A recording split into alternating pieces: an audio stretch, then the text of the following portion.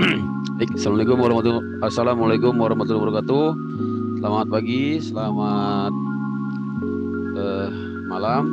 selamat pagi, selamat siang, selamat malam, ya teman-teman mahasiswa semua. Kita berjumpa lagi ya di dalam channel kita yang keren ini dalam rangka kita membahas tentang hukum internasional ya. Jadi kita lanjutkan lagi pembahasan kita ya. Sekarang kita akan lebih jauh lagi membahas tentang, masih di pembahasan tentang hakikat hukum internasional. Sekarang kita akan melihat tentang kekuatan mengikat ya, kekuatan mengikat hukum internasional ya. Jadi saya bikin catatan seperti biasa di board ya, biar enak, biar ada bahan tampilan gitu ya. Yang saya belum menyiapkan PowerPoint-nya ya, kita pakai ini aja. Jadi kita masuk ke pembahasan berikutnya ya. Apa itu? Kekuatan mengikat ya, kekuatan mengikat hukum internasional ya. Saya ketik ya di sini. Kekuatan mengikat ya. Seperti apa sih kekuatan mengikat dari hukum internasional ya?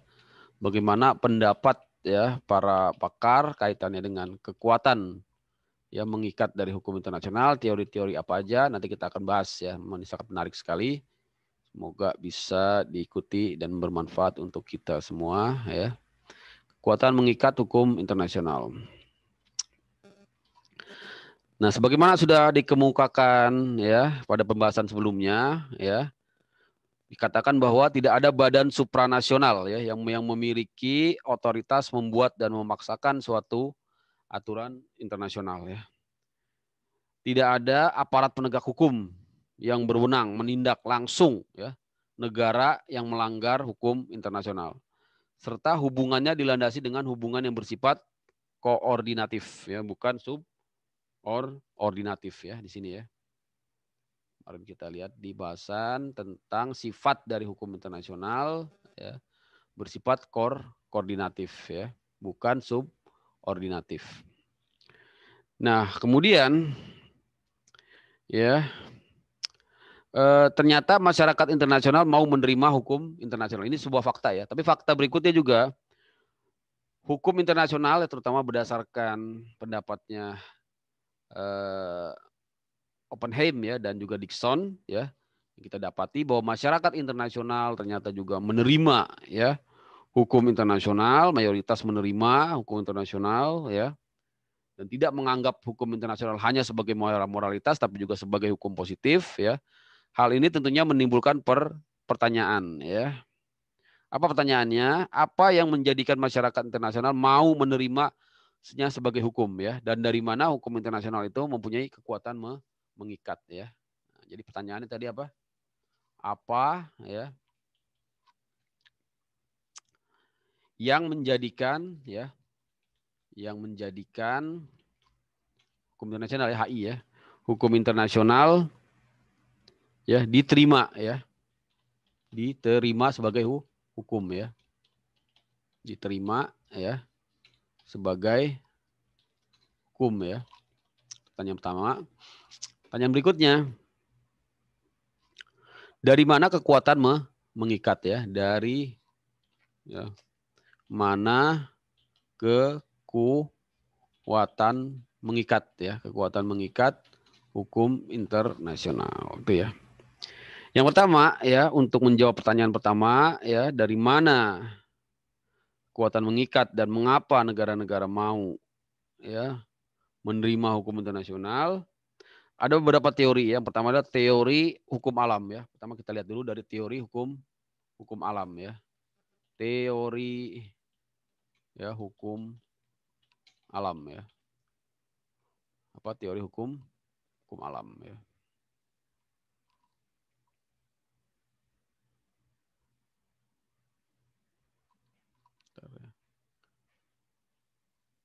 Teori apa? Teori hukum alam. Kita tahu ya, ada yang di dalam ilmu hukum ya, kita sudah mengenal yang namanya natural law ya, atau teori hukum alam yang mengemukakan bahwa ya, teori ini mengemukakan bahwa hukum internasional mengikat karena merupakan bagian dari hukum alam ya, yang diterapkan pada masyarakat bangsa-bangsa ya. Dengan kata lain dapat dikatakan bahwa negara-negara mau terikat dengan hukum internasional karena hubungan mereka ya, hubungan mereka diatur oleh hukum yang lebih tinggi, yaitu hukum alam ya. Jadi hukum internasional itu bagian dari hukum alam, hukum yang lebih tinggi.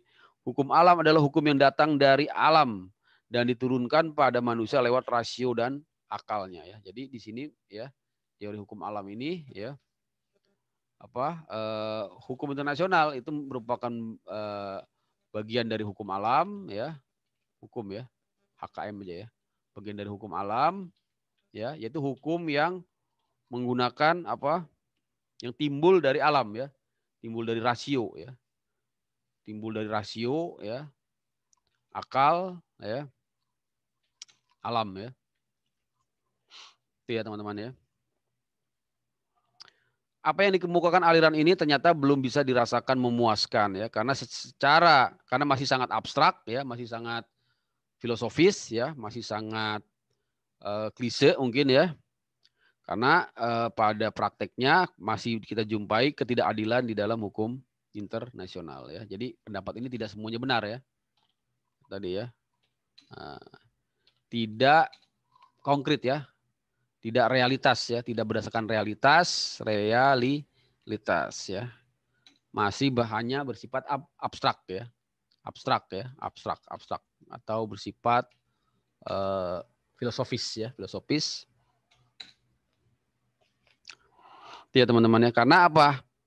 Realitasnya kita melihat justru di dalam hukum internasional ini banyak sekali ketidakadilan ya, karena adanya ya politik ya, adanya kekuatan politik ya, negara-negara yang memiliki tentunya kekuatan politik yang ya, kekuatan militer ya, kekuatan ekonomi ya, dia bisa memaksakan ya, atau aturan-aturan itu dirasa menguntungkan ya negara-negara tertentu ya. Nah, aliran kedua ya, yaitu teori hukum positif ya. Aliran kedua ini adalah aliran hukum positif ya.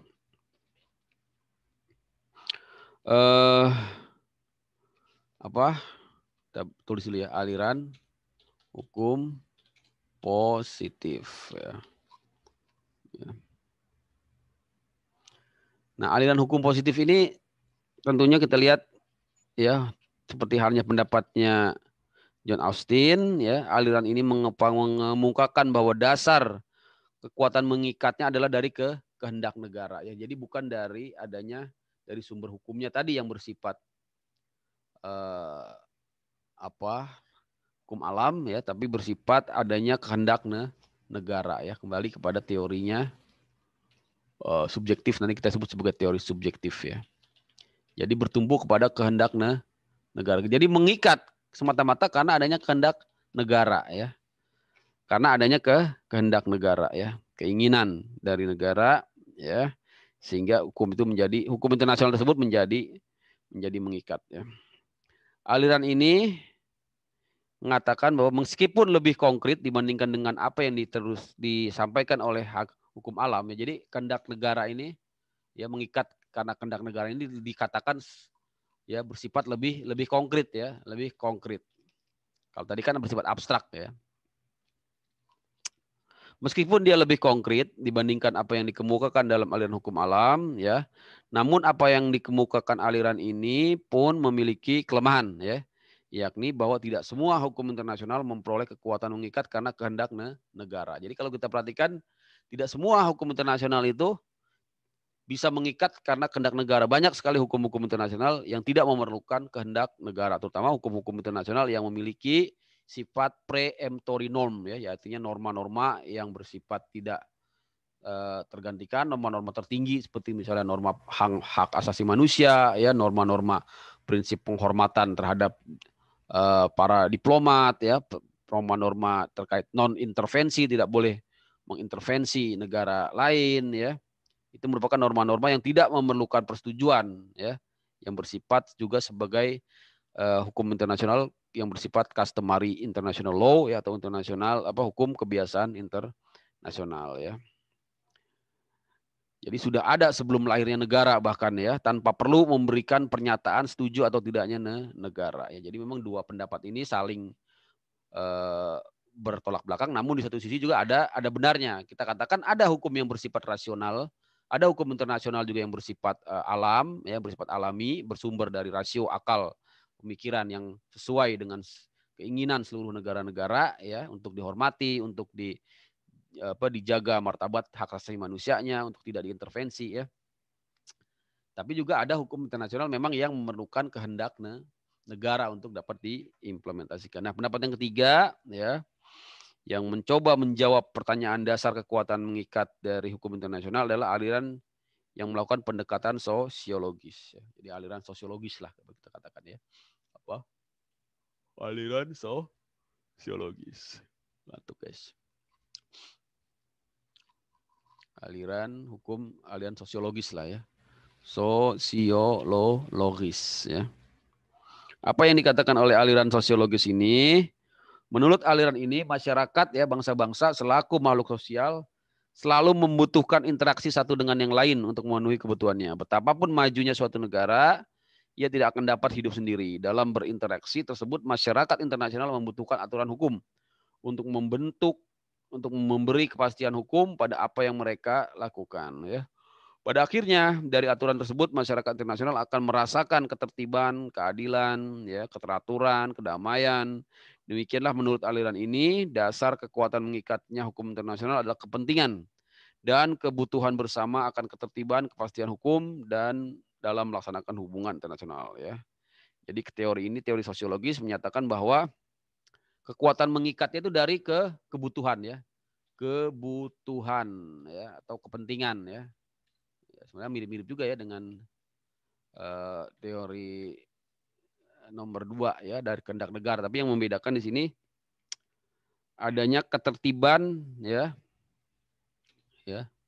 kebutuhan untuk apa? Untuk kepastian, ya, kepastian, ya kan? Bagaimana halnya fungsi hukum, ya, ketertiban, ya, kemudian juga apa? Keteraturan, ya, keadilan dan kedamaian, ya, keadilan, ya, keteraturan sama dengan ketertiban lah itu, ya, keteraturan, ya, dan kedamaian. Jadi karena adanya kepentingan atau kebutuhan akan kepastian, ya, ketertiban, keadilan, ya, dan kedamaian, maka disitulah muncul kekuatan mengikat dari hukum internasional, ya.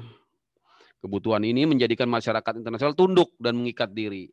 Faktor kebutuhan lebih penting daripada ada atau tidaknya aparat penegak hukum, ada atau tidaknya lembaga formal yang mengikat, yang memberikan sanksi. Sebagai contoh dikemukakan, mengapa di perempatan jalan tidak diawasi polisi, mayoritas pemakai jalan mau tunduk pada aturan yang ada karena menunjukkan karena membutuhkan keteraturan, ya. Karena kalau mereka menerabas lampu merah, nanti yang sisi sebelahnya, sisi depannya juga menerabas, akan terjadi kecelakaan, ya. Jadi memang mereka membutuhkan. Jadi di samping faktor kebutuhan, kekhawatiran akan kehilangan keuntungan atau fasilitas dari negara lain, juga kekhawatiran dikucilkan dari pergaulan internasional, ya. Jadi adanya interdependensi, ya. Jadi di sini dapat kita katakan interdependensi, ya, interdependensi, ya, itu teman-teman, ya. Karena negara memiliki kedaulatan, maka negara dapat menunjukkan dengan bersikap menjadi peserta dan perjanjian itu, serta berharap melaksanakan semua kewajiban yang lahir dari perjanjian itu, ya. Jadi kalau contohnya ketika negara masuk menjadi anggota suatu perjanjian, maka dia menundukkan diri, ya, karena adanya kebutuhan atau kepentingan untuk mendapatkan kepastian, keteraturan, ketertiban, kedamaian, ya, atau interdependensi, ya. Saya kira itu, ya. Kemudian bagaimana hukum internasional dan kedaulatan negara, ya. Ini kita lihat, ya, panjang sekali. Nanti mungkin kita jawab di pertemuan berikutnya. Jadi untuk kekuatan mengikat sudah terjawab, ada 3 teori, ya. Teori hukum alam, teori positif, dan teori sosial. Manakah yang benar? Semuanya benar, ya. Semuanya benar, tentunya tergantung dari, ya, kasusnya, ya. Untuk hukum alam tentunya kaitannya dengan hukum-hukum kebiasaan internasional, ini sangat benar sekali. Digunakan teori hukum alam, ya. Untuk aliran hukum positif tentunya tidak semua hukum internasional memerlukan kehendak negara untuk bisa diikat, untuk bisa mengikat, tapi juga ada hukum-hukum yang bersifat tadi hukum kebiasaan ya, customary law, ataupun juga bersifat preemptory ya, preemptory norm ya, preemptory norm ya. Apa preemptory norm ya, sini ya. Dia masuk sini ya. Dan aliran sosiologis yang lebih melihat kepada aspek kebutuhan, interdependensi ya, keinginan untuk saling untuk saling menciptakan kedamaian, ketertiban dan keadilan dalam hubungan internasional. Terima kasih, saya kira itu ya, nanti kita lanjut lagi tentang hukum internasional dan kedaulatan negara ya. Assalamualaikum warahmatullahi wabarakatuh. Salam sehat untuk kita semua.